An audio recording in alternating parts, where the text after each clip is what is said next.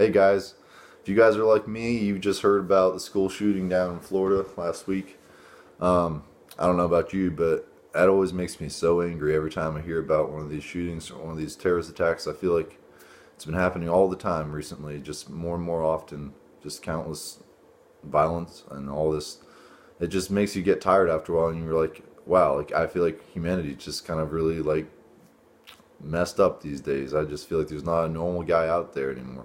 And whenever I start feeling like that, I think it's important to just stop and take a look back and realize that there's a lot of really good people out there, a lot of really inspiring people, but it's always the good people that get forgotten because the news media always loves to, focus on the bad things that happen because that's always the attention getters out there.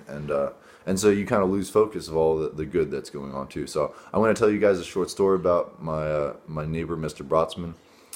He was a very inspiring figure in my life as I was growing up. He taught me a lot of things. He taught me how to fish, hunt. He taught me a lot of trades. He taught me how to build a house. But most importantly, out of all that, he taught me how to be a selfless individual, how to be a good man. So I'm going to tell you a few things that he did. I was born here in Virginia, and my mom and dad had just moved to a small town, and basically they just had a farm, and their neighbor was Mr. Brotzman right when we moved here. But my mom had always wanted to have a garden, so she came from a city though. She didn't really know what to do. She had no tools to do it.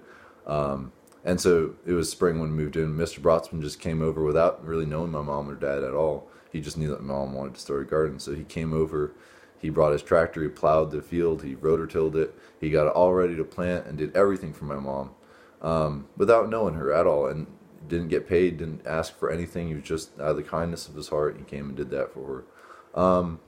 Another time, like he would take us, my brothers and I, and he would just take care of us for days, and like because my mom was busy with we had a lot of kids in our family, and she would just ask him, and he would come over and take us, and he would do stuff with us. He would take us fishing, and we finished off his basement with him, and he just taught us all this stuff. He was basically like a second dad because my dad was always working, but he did it all without any kind of asking for payment. He did it for anything. He basically just did it out of the kindness of his own heart, and it meant a lot to me, and it's kind of shaped my life going forward, realizing that someone can care about me this much and really just do this for me.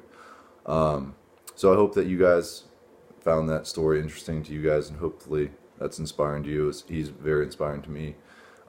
He's taught me so much in life, and I just think that it's really good to remember that no matter what you hear on the news, on the radio, about anything bad going on, there's always these good people in our lives that we tend to forget about. So anyways, thank you guys for listening. You guys have a good night.